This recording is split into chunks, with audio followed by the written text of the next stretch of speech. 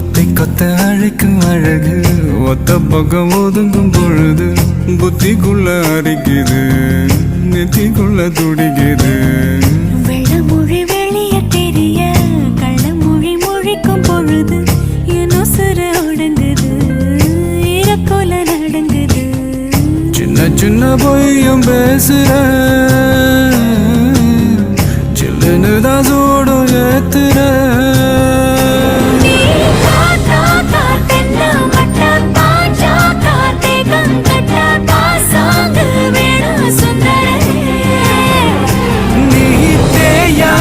நாட்டு கட்ட தெரியாம மாட்டிக்கிட்ட ஏ ராசி என்றும் மன்மதனே.